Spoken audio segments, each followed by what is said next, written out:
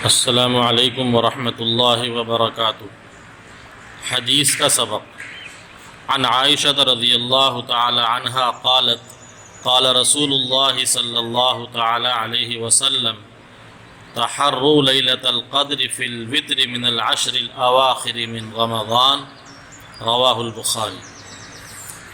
حضرت عائشہ نبی اکرم صلی اللہ تعالی علیہ وسلم سے نقل فرماتی ہیں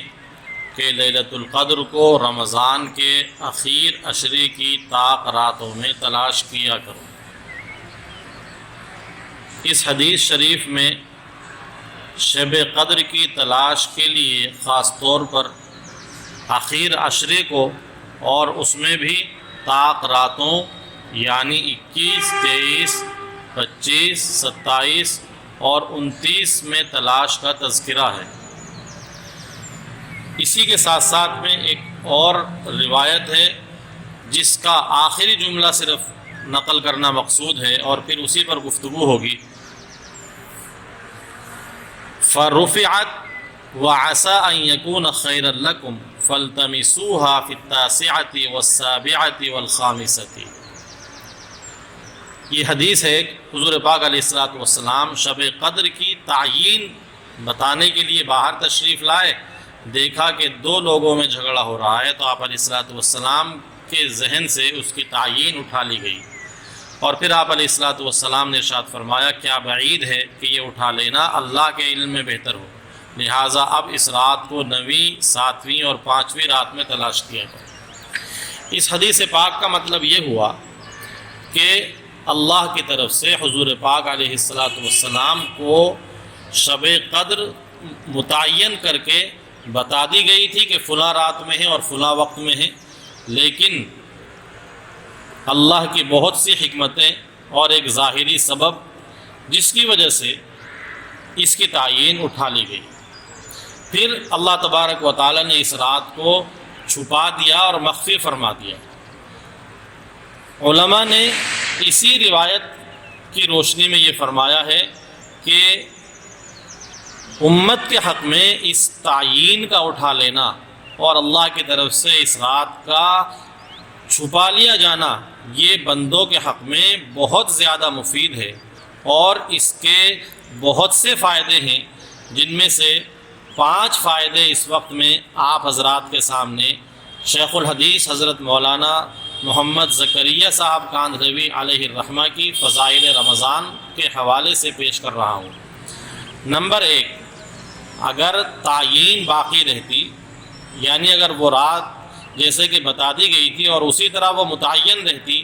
تو بہت سی کوتاہ طبیعتیں ایسی بھی ہوتی کہ وہ دوسری راتوں کا اہتمام بالکل ترک کر دیتی، اور اس صورت میں جب کہ وہ متعین نہیں ہیں، اس احتمال پر کہ آج ہی شاید شب قدر ہو، متعدد راتوں میں عبادت کی توفیق طلب والوں کو نصیب ہو جاتی ہے، ورنہ تو بس ایک ہی رات کی عبادت کرتے، باقی دوسری راتوں میں لوگ عبادت نہیں کرتے۔ دوسری حکمت اور مصلحت یہ ہے کہ بہت سے لوگ ہیں جو گناہوں کے بغیر رک ہی نہیں پاتے۔ اگر شب قدر متعین ہو جاتی اور معلوم ہونے کے باوجود اگر اس رات میں کوئی گناہ کی اور معصیت کی جرات کرتا تو سخت اندیشہ تھا کہ وہ اس رات کی خیر سے محروم ہو کر کے ہمیشہ کے لیے بد نصیبوں کی فہرست میں شامل ہو جائے، کیونکہ اس کے لیے اس سے بڑی تباہی یا ہلاکت کی کیا بات ہوتی کہ وہ شب قدر میں معاصی پر جرات کر رہا ہے۔ تیسری حکمت اور مصلحت یہ ہے کہ اگر کسی شخص سے وہ رات اتفاقاً چھوٹ جاتی تو آئندہ راتوں میں افسردگی اور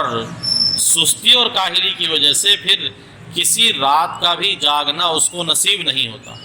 اور اب رمضان کی 1-2 رات تو کم از کم ہر آدمی جاگ کر گزار ہی لیتا ہے، اور وہ اس نیت سے گزارتا ہے کہ اس کو شب قدر حاصل ہو جائے۔ چوتھی حکمت اور فائدہ یہ ہے کہ جتنی راتیں شب قدر کی تلاش میں گزاری جا رہی ہیں، ان سب راتوں کی عبادت کا مستقل ثواب علیحدہ علیحدہ مل رہا ہے اور ملتا رہے گا۔ اور پانچویں حکمت اور مصلحت یہ ہے کہ رمضان کی عبادت میں حق تعالیٰ جل شانہ ملائکہ پر تفاخر فرماتے ہیں، یعنی ملائکہ کو یہ بتاتے اور جتاتے ہیں کہ جس مخلوق کے تعلق سے تم نے اپنے اندیشے کا اظہار کیا تھا، دیکھو کہ باوجود اس کے کہ ان کو اس رات کا علم نہیں ہے، محض احتمال اور خیال پر رات رات بھر جاگتے ہیں اور عبادت میں مشغول رہتے ہیں۔ جب احتمال پر اور ایک خیال پر اس قدر کوشش کر رہے ہیں، اگر ان کو متعین کر کے بتلا دیا جاتا کہ یہی رات شب قدر ہے تو پھر ان کی کوششوں کا کیا حال ہوتا۔ اللہ کی طرف سے اس کے چھپائے جانے میں